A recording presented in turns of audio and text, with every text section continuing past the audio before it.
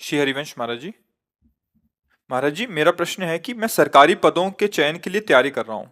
काफी समय से तैयारी में लगा हूँ, लेकिन कभी कभी आत्मविश्वास की कमी और दिमाग में ये संशय आ जाता है कि जो मैं कर रहा हूँ वो सही चयन है या फिर इसमें बदलाव करना चाहिए। महाराज जी, इस परिस्थिति में हम मुझे तो क्या करना हम चाहिए? तो सिर्फ प्रिया प्रीतम भजन भगवत प्राप्ति।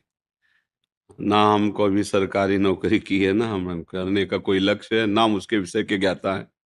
बचपन से भगवत मार्ग में रहे हैं।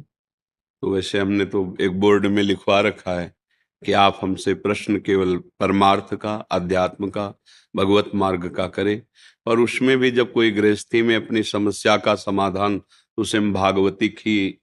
तो हम इतना जरूर कहते हैं, उत्साह संपन्न मदीर्घ सूत्रम क्रिया विधिज्ञम विष्णे सुसक्तम सूरम कृतज्ञम दृढ़ सौहृदय से लक्ष्मी स्वयं याति निवास है। तो चाहे नौकरी हो, चाहे व्यापार हो, चाहे किसानी हो, चाहे किसी भी का, उत्साह संपन्न, कभी अपना उत्साह टूटने नहीं देना चाहिए। क्योंकि कभी संपत्ति का योग होता है, कभी विपत्ति का होता है। कभी अनुकूलता आती, कभी प्रतिकूलता आती, कभी जय आती, कभी पराजय आती है। ये द्वंद्व चलते रहेंगे, चाहे कोई भी हो, सबके जीवन में आते हैं। पर हमें उत्साह संपन्न बनना है और किसी भी कार्य को आगे के लिए न टाले, दीर्घ सूत्री न बने। इसलिए मदीर्घ सूत्रम अदीर्घ सूत्री, तत्काल जो कार्य हमें कल करने के लिए दिया गया है, भले संपन्न कल हो, लेकिन चिंतन के द्वारा हम पूरा आज ही कर लेते हैं कि ऐसे से ऐसे ऐसे ऐसे करना है। हम कार्य की सफलता का पूरा अपने दिमाग में बैठा लेते हैं चिंतन के द्वारा। जैसे उत्तम रसोईया वही है जो बनाने के पहले दिमाग में बना ले। उत्तम कार्यकर्ता वही है जो कुछ भी कार्य करने के पहले दिमाग में पूरा उसका निश्चय कर ले। ऐसे ही मदीर्घ सूत्रम, किसी कार्य को आगे टाले ना। अगर इस संसार में उन्नति प्राप्त करनी, हमें परीक्षा 1 महीने बाद देनी है, लेकिन आज ही प्रश्न कर लिया जाए तो उसका उत्तर हम दे देंगे, ऐसी तैयारी रखनी चाहिए। कल के कार्य को आज ही संपन्न करने की वृत्ति रखना है। क्रिया विधिज्ञम, जिस कार्य में लगे उसको विधान से करें, मनमानी नहीं। चाहे वो पढ़ाई हो, चाहे वो व्यापार हो, चाहे वो किसानी हो, अलग अलग विधान होते हैं ना। व्यापार का अलग विधान होता है, नौकरी का अलग विधान होता है। अलग अलग जो विधान है, जो सिस्टम है, बिल्कुल ठीक उसके अनुसार आपको ज्ञान होना है। क्रिया विधिज्ञम, और जो कार्य आपको दिया गया है वो एकाग्र होकर करें। व्यसने स्वशक्तम, आपको जो व्यापार है, जो भी कार्य दिया गया, पढ़ाई, जो नौकरी, उसमें आसक्त हो जाइए संसारिक उन्नति के लिए। कि अगर हमें आर्मी में जाना है तो जो कल हमारी परीक्षा होगी उसको हम जानकारी करके पहले आज ही हम उसमें पुष्ट हो जाते हैं। अगर इतने किलोमीटर दौड़ना है तो 1 किलोमीटर और आगे की हम रफ्तार बढ़ा के रखते हैं। इतनी ऊंचाई तो इससे और ऊंचे, इतना अभ्यास। क्रिया विधिज्ञम विष्णे सुसक्तम शूरम, हृदय को सदैव बलवान रखे। हृदय में कभी दुर्बलता, नीचता हमारे हृदय को छू ना जाए। अगर हृदय बलवान रहेगा, आपका संकल्प दृढ़ रहेगा, आपका भाव दृढ़ रहेगा, तो पराजय भी आपकी विजय का हेतु बन जाएगी।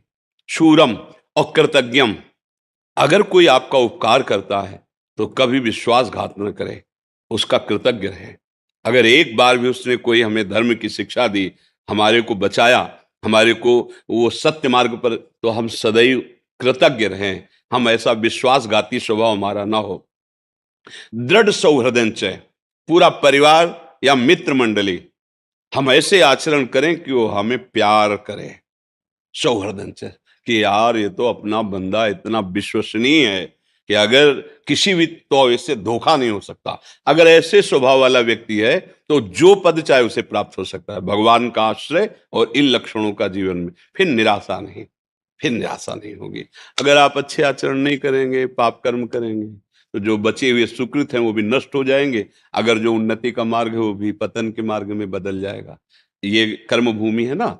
हम अच्छे कर्म करें, पतन का नंबर आ रहा है, मान लो पाप का नंबर आ रहा है, तो पतन के लिए गिराने की कोशिश करेगा, लेकिन आपका ये नया कर्म आपको बचा लेगा, आपको उठा देगा। भगवद आश्रय और सत्य आचरण करना, कभी भी निराश ना होना, देखो कहीं पराजय नहीं होगी। और ये बात अच्छे से समझ लो कि दिन और रात ये जरूरी है। दिन ही दिन रहे तो ठीक नहीं, रात ही रात रहे तो ठीक। ऐसे इस सृष्टि में दुख और सुख, जय और पराजय, द्वंद्व चलते रहते हैं। इनमें निराश ना होवे। कभी ऐसी भी परिस्थिति आ सकती है कि दुखद ही दुखद वातावरण, फिर भी धैर्य रखे। वो धैर्य वही रख सकता है जो भगवान का आश्रय ले।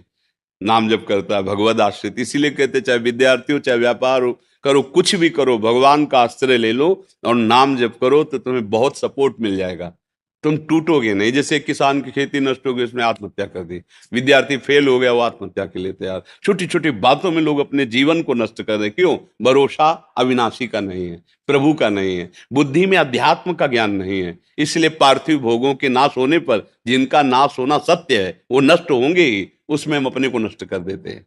अरे आज फेल हो गए तो हम और पढ़ाई करेंगे, आज हमारा फसल नष्ट हो गई तो अगली बार और पैदा करें।